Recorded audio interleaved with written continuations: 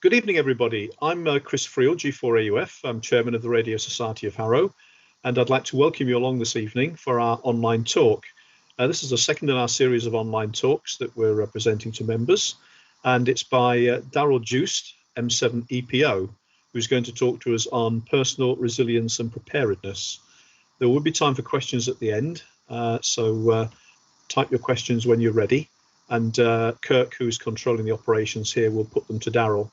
And we'll also leave a little time at the end to make sure that everybody's got time to ask a question or enter something on the chat.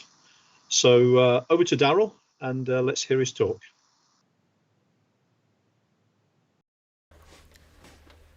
Good afternoon from the shack at the Radio Society of Harrow. My name is Daryl. I've been asked to come along and speak to you on a topic that is close to my heart, which is personal resilience and preparedness.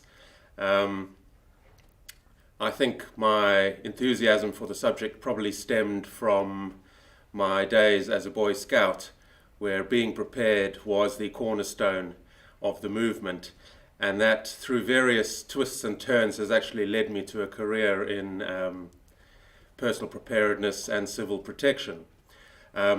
But personally, I am also interested in the subject, and that's why I'm here today to speak to you about that, and not as a representative of any organization, governmental or otherwise. So I think the starting point is to understand what an emergency might be. And I note a lot of the so-called emergencies are actually, in my view, inconveniences. And I think the difference between an inconvenience and an emergency is sometimes due to one's preparation or lack of preparation for that particular circumstance. So I'll use a very simple example. If you were, for instance, taking the rubbish out and the front door slammed closed behind you, and you were now locked out of your house, that to me is an inconvenience. However, if I had a young baby unsupervised in the house and I wasn't able to get in for a period of time, that might make the situation more urgent or an emergency. Or if I'd left something on the stove or something on the go, or if I needed some urgent medication and I couldn't afford to be locked out of my house for an hour that it might take a locksmith to arrive, that certainly would become an emergency. So there, straight away, is perhaps the difference between an inconvenience and emergency. And how might you prevent that situation being an emergency if you had those dependencies of a young child or something on the boil? Perhaps leaving a key with a neighbor, or having a locksmith's number on your phone, provided of course you had your phone with you, would speed up the process immensely and prevent that situation from escalating from an inconvenience to an emergency. So the subject of today's talk is personal resilience and preparedness. So all of us experience unexpected challenges and events in our own lives, and you only need to watch the news of an evening to see that things happen around the world unexpectedly to countries, to areas, to neighborhoods, to people. Some of these situations can be dealt with quite quickly by the person affected. Others require time and effort to make right, and this can cause stress and anxiety in doing so. Other situations are so large in magnitude and so severe that in fact we require the assistance of others to overcome them. An example would be your house on fire. That would be something for you to call the emergency services for and not try and tackle yourself. So being prepared will not necessarily make you immune from having these events occur in your life, but it might help you to tackle them a little better, and as a consequence make them less of an emergency and more of an inconvenience, and therefore a little bit less stressful. So trying to prepare for every situation that possibly could arise is impossible. And you will end up chasing your tail and becoming exhausted and stressed out by trying to prepare for every possible scenario. But not preparing for anything at all is equally damaging.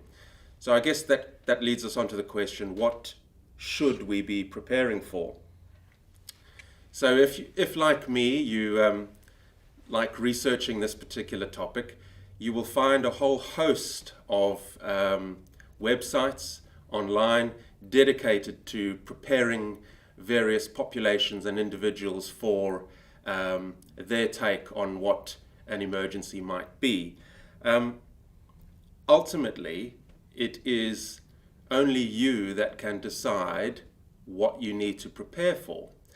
Now, there is a bit of a science to this, and it's not, we don't expect you to have a guess or draw emergencies out of a hat. So a good starting point is to look at your local resilience forum's website, and on there you should find something called a risk register. And that is a list, essentially, of all the potential risks that that area might face. So you can imagine the local resilience forum that covers a city that is built on the side of a volcano. Their risk register will look rather different from a city that is built on the shore at sea level. A risk register that is produced for an urban population will look different to a risk register for a rural population, and so on. And risks vary obviously by geography, by country, and by population density, many, many factors. So that is a good starting point. To prepare yourself for this type of emergency, apart from doing some research, as I've just suggested, you need to take some responsibility in developing your own personal preparedness. And I think you can break this down into three possible areas. The first is mental preparedness. People underestimate the importance of being mentally prepared for circumstances and situations. Positive attitude, having thought beforehand about what you would do, and having the will to take action. Now, certain industries require 300-page technical manuals about their emergency plans and what to do if that alarm sounds or this alarm sounds or one circumstance arises. And these are all very good to have. They're all necessary. They're all required, sometimes by law. But I think it was Eisenhower that said, plans don't work, but planning does. And I think that's something that resonates with me rather, in that having thought about situations and your response to those is in effect planning. Now, whether you go as far as documenting these down into a formal plan with a table of contents and version control and all the other bits and pieces that make up a good plan is up to you. But I'm certainly of in the camp that says planning is certainly more important than plans. So the second element of being prepared after mental preparedness is your skills, knowledge and training. And I think being radio amateurs, we all have a degree of technical proficiency in our field. We all have an interest in the subject. We all know how to operate our equipment. And these are all skills that can be learnt, can be taught, can be shared. So training yourself, rehearsing some scenarios, knowing how to use your tools, knowing what your capabilities and your limits are all part of the skills, knowledge and training element of preparedness. And the third bit I've touched on in point 2, and that is tools. Having some basic equipment available and knowing how to use it. It is tempting and quite easy to deal with the third bit, and that is going out and buying all the kit, all the gear, all the tools, all the equipment, but actually having no clue of their proper application. So making sure that you combine those three elements rather than focusing or placing too much emphasis on one at the expense of the other is probably the right formula to follow. So just on the mental preparedness bit, there have been some studies, and they tend to show that the people that experience extreme situations, whether that's a survival situation or facing a disaster or violence or whatever the case might be, all persons that report having had a positive mental attitude was reported as being one of the biggest factors in achieving a better outcome. So how can you mentally prepare yourself to tackle the specifics of a situation? Well, it's recommended that being optimistic in the midst of a crisis, although that is quite difficult, but psychologically being optimistic can really influence the way you see the situation, the way you perceive the situation, and therefore the way you respond and deal with it. So being optimistic doesn't necessarily mean being less realistic about the situation you face. So it's okay to say, I'm in really big trouble, which is realistic, but following it up with, but I will get through this, I have been here before, I have done this before, or I have the necessary skills and training to tackle this situation, brings the optimism to the equation. So you might not always be in control of the problem, but you are always in control of your reaction to that problem. Also, knowing when you're out of your depth and asking for help is not a sign of weakness or that you have lost control.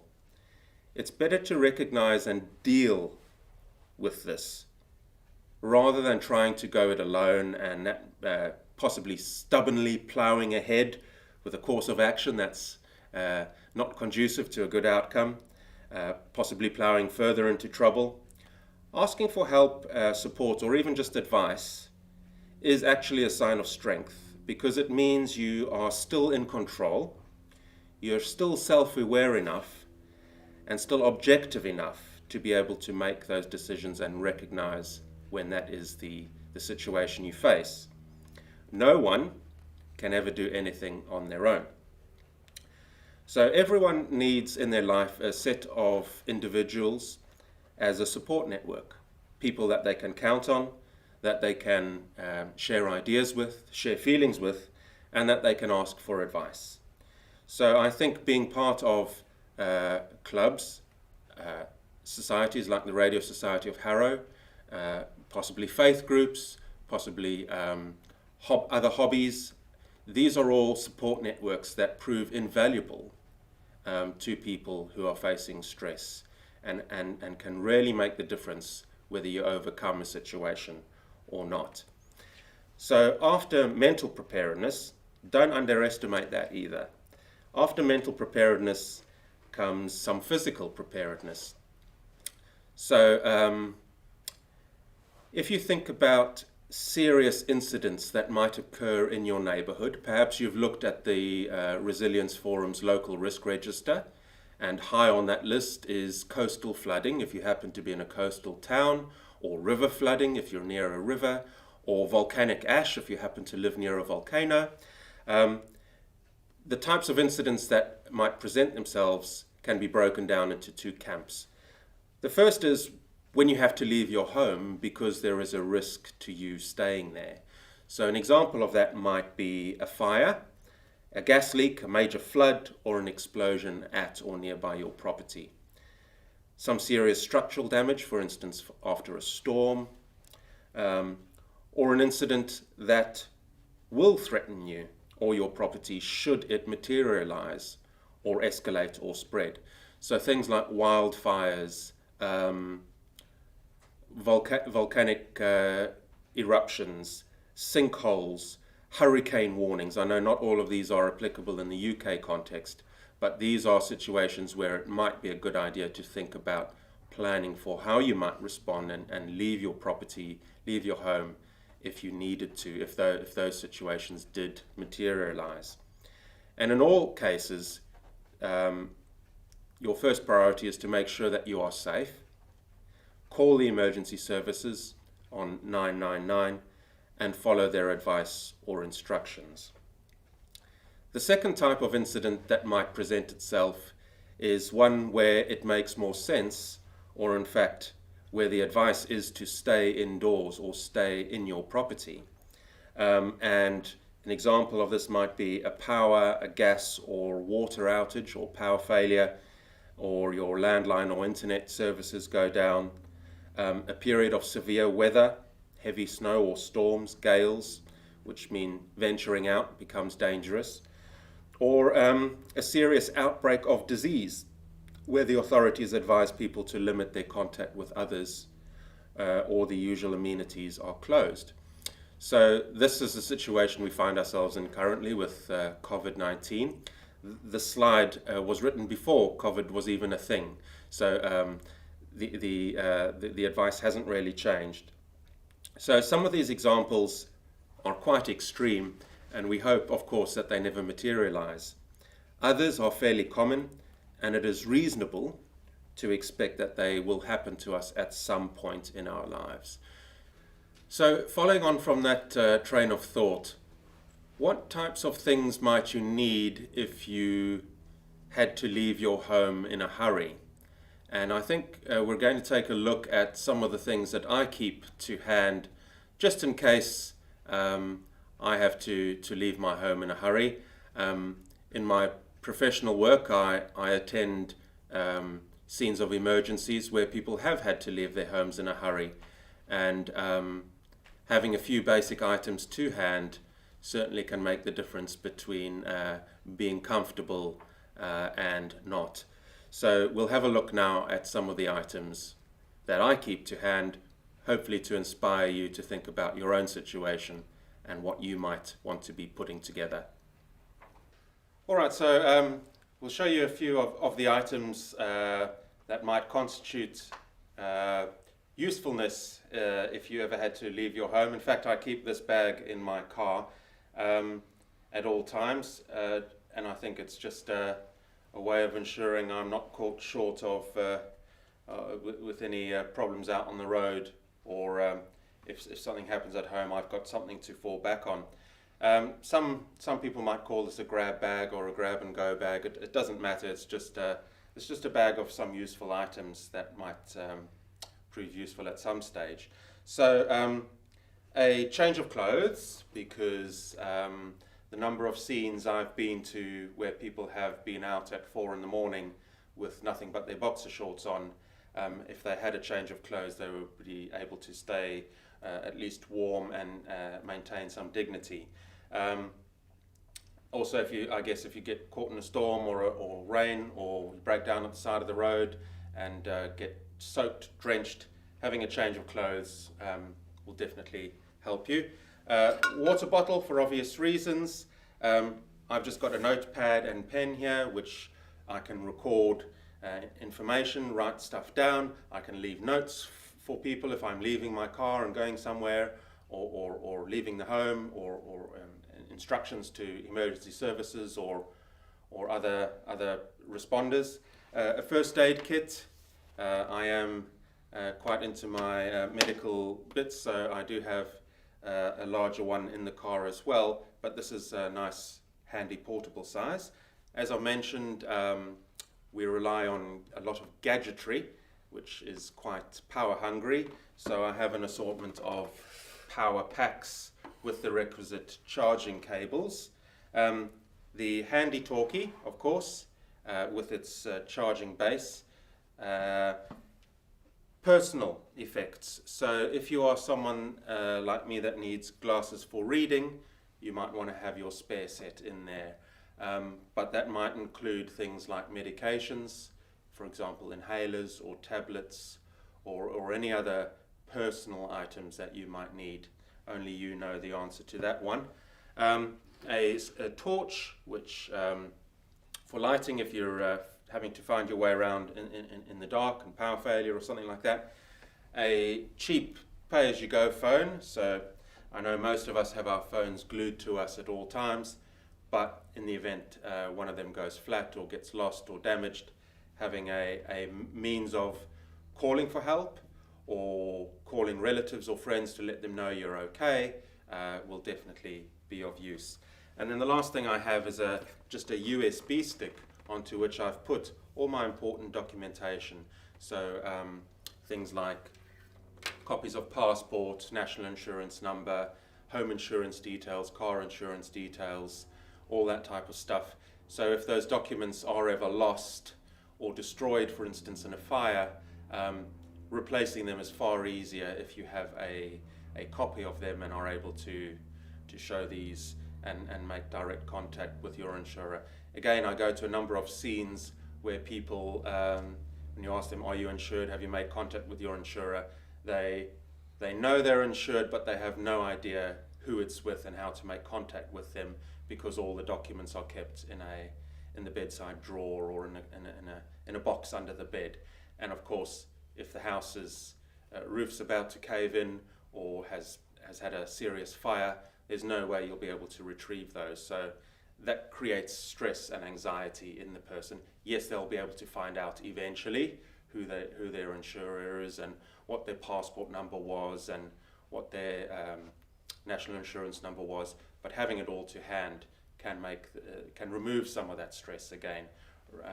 Having to face an emergency is bad enough without all the other consequences that come along with it. But you can add anything that you particularly want to in your own bag.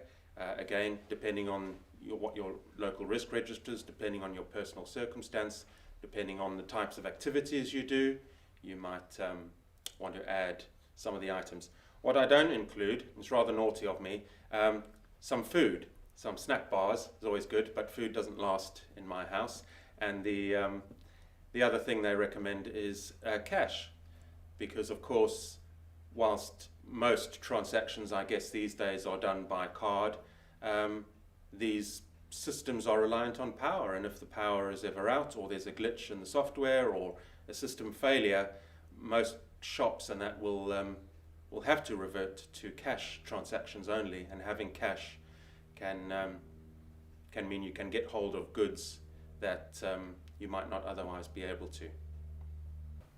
So having looked at some items that you might want to keep to hand in case you need to run out the door at 3 in the morning because the neighbour's house is on fire, what about the other scenario where you might have to stay at home for a few days or even weeks, or as we're in the current situation, even months? Some people have had to remain at home. The theory on this is that whilst facilities such as shops, commerce, retail might all be open, in the midst of a storm and gale and 6 foot of snow, you really don't want to have to go out to get these essential supplies. So the idea is to have a few supplies to hand so that you avoid the necessity for going out. Also, some of these incidents that might occur have a notice period. So things like pandemic flu or infectious disease, fuel shortages, food shortages, water shortages, these sometimes come with a bit of a notice period. And I'm sure you don't want to be down at the shops fighting over the last pack of toilet paper or queuing at the petrol pumps for the last bit of fuel. So being prepared in advance will save you that particular stress. So at home, I keep a small larder of stuff, food stuff that I eat regularly. It's not, you don't want to be buying stuff that you don't actually like simply because it lasts a long time. So obviously tinned goods and dry goods have a long shelf life. Make sure you have a tin opener. Think about foods that require minimal preparation. So if the power is out, having a fridge full of microwave meals is not going to help you. Think about how you could prepare or heat those foods or cook those foods, perhaps using a gas stove or a barbecue, something like that if the power is out. As I've mentioned, try to select items that you like or that you already use and incorporate them into your daily meals and then just rotate them in and out before they expire. Buying an extra tin or packet of pasta or whatever the case might be every time you shop will very quickly build up your reserve, and it won't be a massive expense all at once. I'm sure we've all experienced the lockdown blues, and lockdown and in fact situations where you have to remain at home, there is not much else to do in a lot of emergencies other than wait it out. And waiting can be very frustrating because boredom sets in rather quickly. So having something to pass the time at home is a good idea. So books, games, a hobby, that network of friends that you can keep in social contact with, these all help alleviate the boredom. Again, in my professional life, we sometimes run evacuation centres for people that have been displaced from their homes, and very often there is not a lot for anyone to do other than wait for the emergency to pass. So an example of this was a World War II bomb being unearthed in a residential area when some foundations were being dug for a new property, and they unearthed a 60 or 70-year-old German 250-pound bomb which had been dropped during World War II. That caused an evacuation, and there is nothing else for us regular civilians to do other than leave the area and wait until the military have removed the hazard. That can take 24 hours, 48 hours, and that can be a source of frustration when you're stuck in an evacuation center with nothing much to do other than wait. So having something to pass the time certainly is as valuable as having all the necessary kit. Remember, we live in a modern electronic age, so having gadgets is all very well and good, but if they're dependent on batteries, they'll very quickly use up all their juice. So don't forget a charger or to cart a battery pack along with you.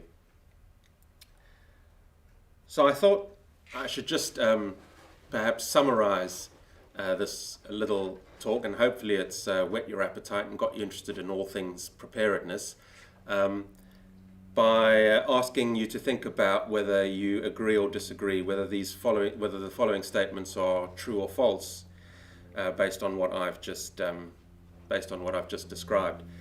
So, having a positive mental attitude when an incident occurs is vital. Do you think that is true or false? Second question, having lots of equipment will make up for lack of skills and forward planning. Do you think that's true or false?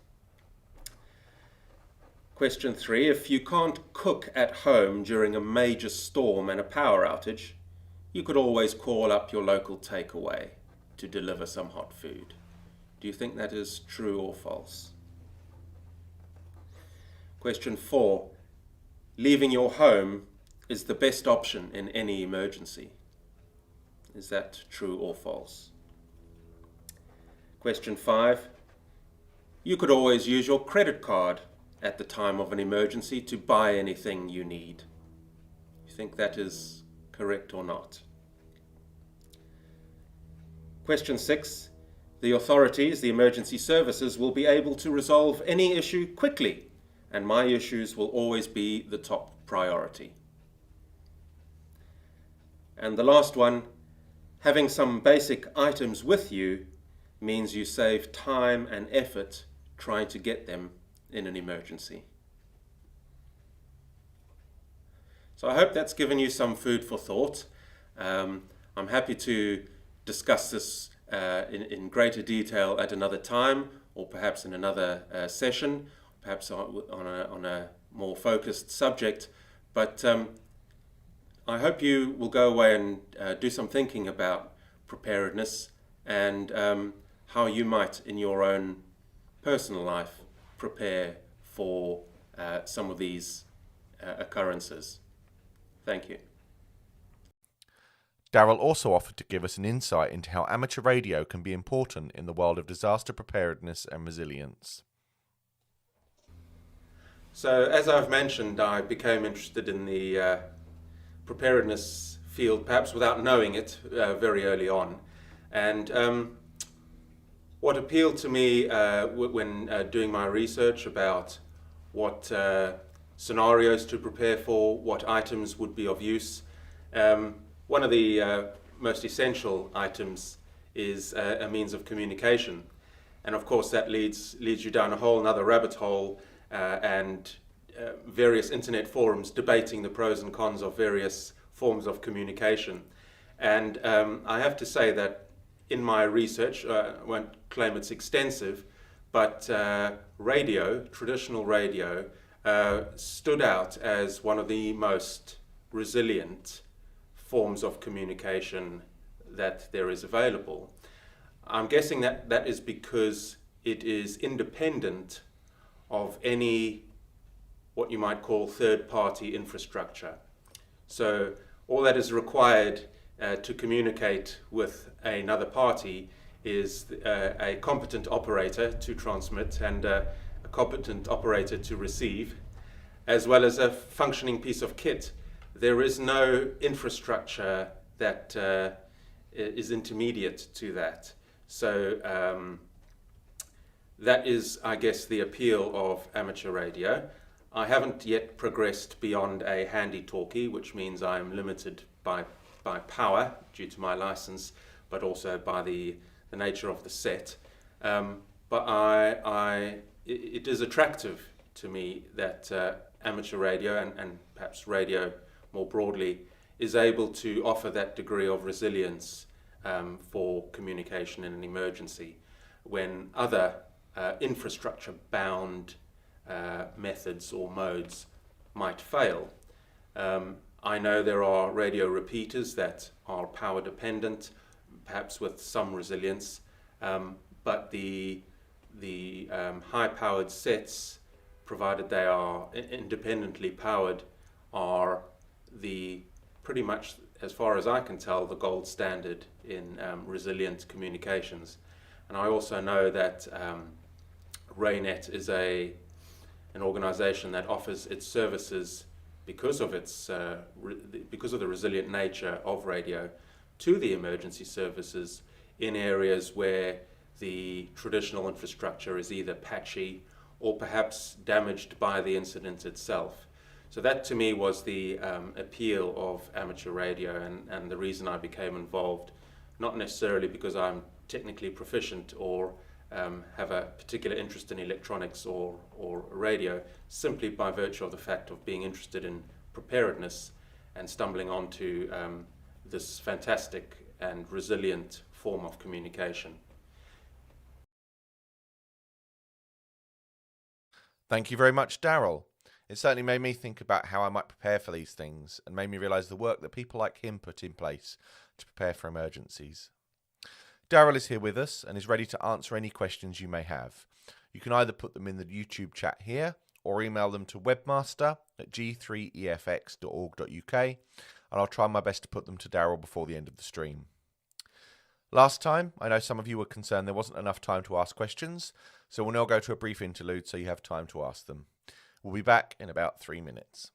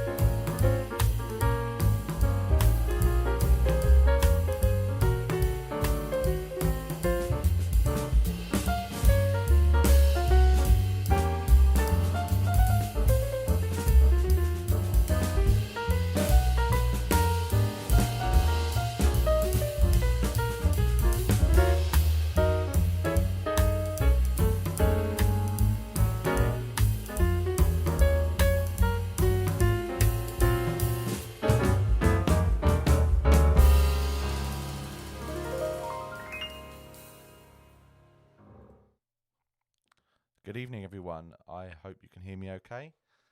Unfortunately, I can hear myself as well. There are possibly some issues with our sound, so we'll see if we can get Daryl through. It's been my team's crashed about 10 minutes ago, so I'm hoping it all works properly. Let's see if we can hear Daryl. Daryl, are you there?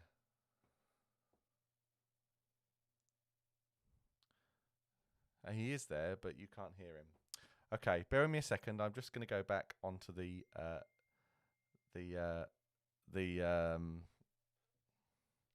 I'm just going to go back onto the teletext, and we'll come back in a second. Sorry.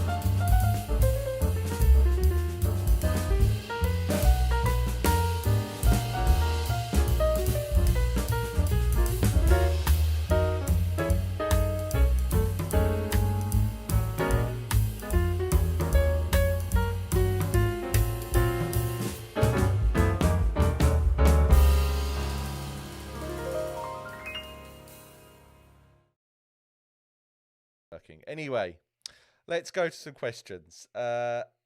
David White asks, what are your thoughts on preparing a household emergency plan? I have seen many versions promoted by local authorities and others on that very point. Is my audio okay, first of all? Hopefully. Okay. So, I mean, I'll be the first to admit I don't have a household emergency plan. And I guess by that, I mean, I don't have one written down, one that I would be referring to if something happened. As I said in the talk, I think planning is just as important as plans. So having these discussions with your household is in effect planning. So some obvious things are, especially if you have children in the house, things like, what would you do if, mommy or daddy or whoever, you couldn't wake them up? Who could you ring? What would you do if a stranger knocked at the door? What would you do if the house caught fire. Where could we meet? Which door would you use? Where could we meet away from the house if the whole road was flooded? Where, these are probably not conversations for children, but for adult members of the household to have. How would we get in touch? Where might we meet if we were separated by an incident at home? Or I guess, these things are equally applicable if you were traveling abroad. Would you meet back at the hotel if you got separated in a crowd or caught up in an incident abroad? So, yes, I think a household emergency plan is worthwhile having. Whether you want to document it and actually keep a paper copy, if that's what you mean, it's totally up to you. But I think certainly having the conversations and thinking about where do you switch off the electricity, where is the water mains, where are your risks likely to arise, absolutely worthwhile doing. Thanks for that. Thank you, Daryl. I know my parents used to tell me to chuck the mattress out of the window and jump on top of that if there was a fire or something like that. Chris has sent me a few questions. Firstly, you mentioned some local risk websites and groups. Do you have some links for the ones in our area that maybe we can distribute afterwards? I wasn't quite clear whether they were government or citizen kind of things. Yeah, each county, and if you live in London, London counts as one, but Hertfordshire is treated as a separate resilience area, as would be Bedfordshire and Suffolk and Norfolk and Kent and so on. Each of these areas will have a local resilience forum. So if you live in Hertfordshire, for instance, I haven't done it, so I don't know. If you Googled, for instance, Hertfordshire Resilience Forum and follow the links through, or Hertfordshire Resilience Forum Risk Register, that would certainly get you a hit on that document. I can only speak for the London one. If you typed in London Risk Register, there is a London Resilience Forum that produced the London Risk Register.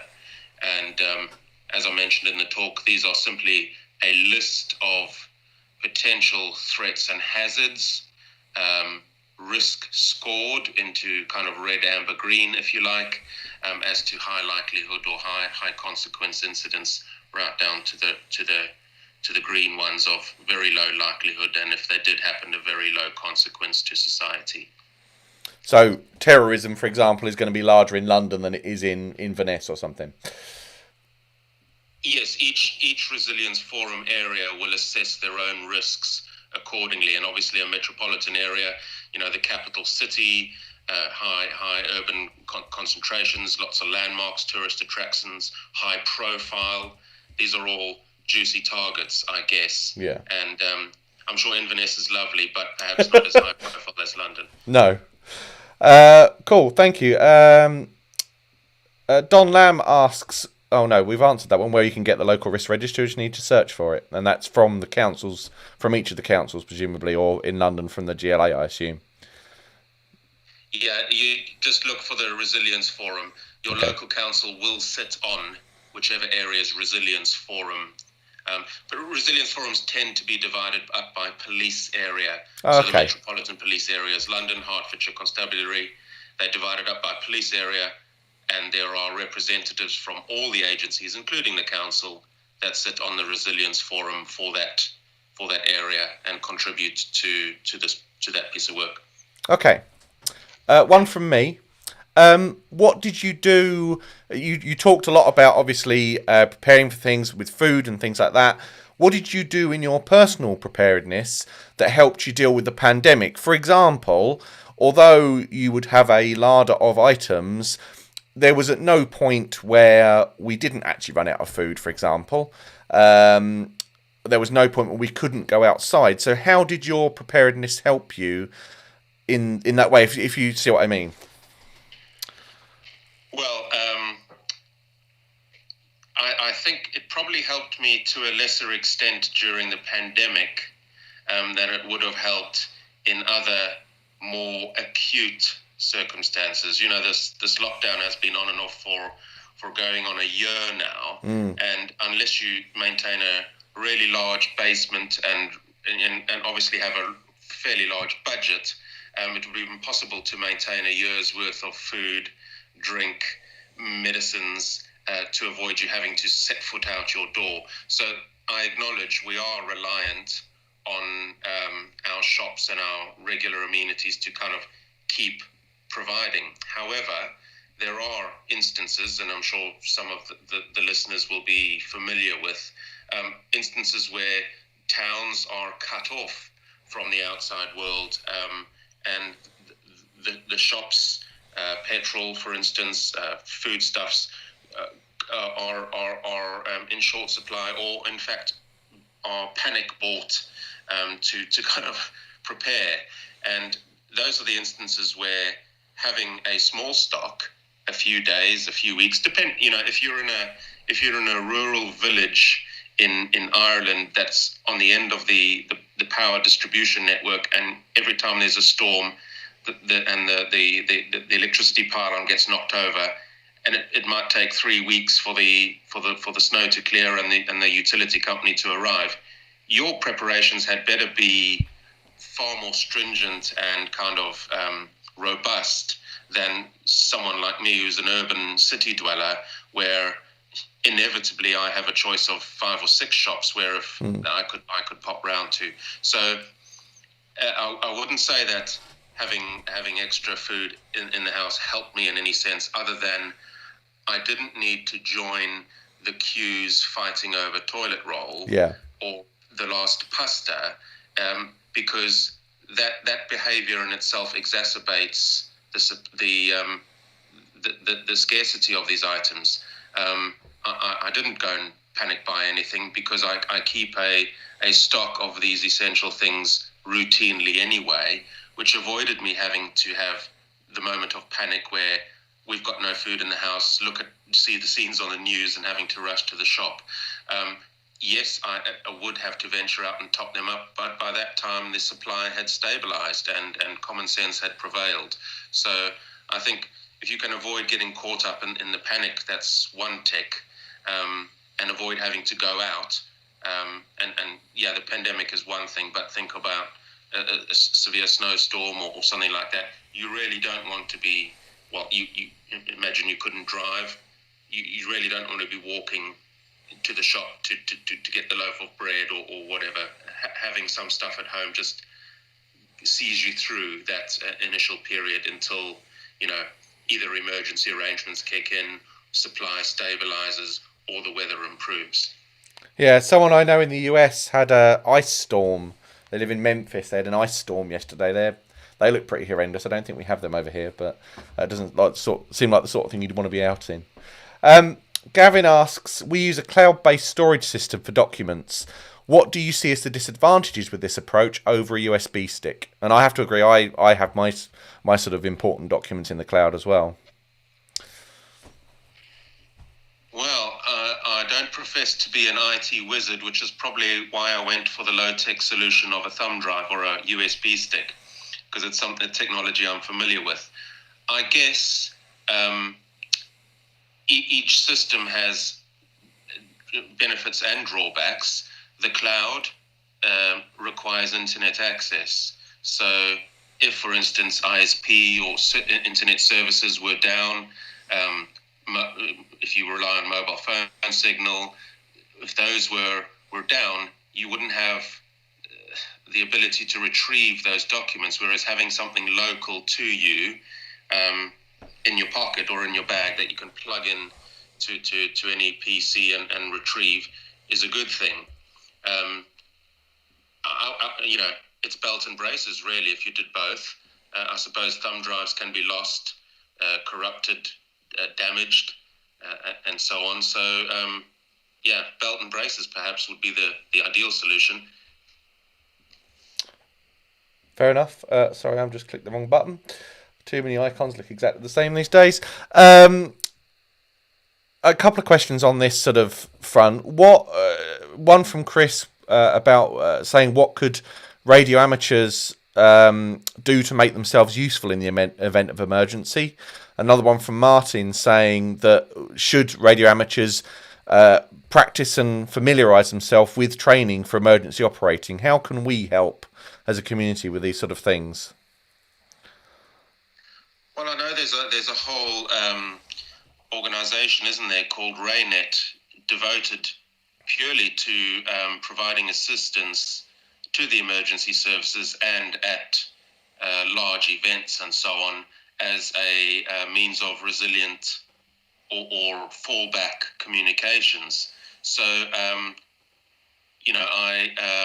think I know radio amateurs, obviously just a foundation license and fairly new to the field, but the people I've encountered are highly technical, highly skilled, and very adaptable at fashioning and creating, like you've just done on your workaround with this technology, Kirk, offering solutions to problems. So I think if this type of thing does take your fancy, RayNet would be my recommendation. I don't know a huge amount about it. I'm not involved with it, although I do know we maintain a register as emergency responders. We maintain a register of RayNet divisions or branches or however they are organized that we can call on to supplement or replace communications in the event that the regular telecommunications or radios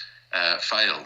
So I think being proficient in radio operation is certainly a useful tool potentially for the emergency services as well to use, particularly in areas where signals are patchy.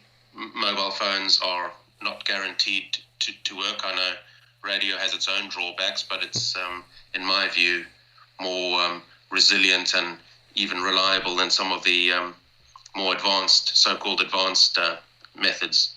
So I think if it takes people's fancy, I know some of the club members are probably RayNet members as well, so perhaps that's something we could talk about at another meeting or share some literature or something like that. Yeah, I agree with that. Ravi's saying join RayNet.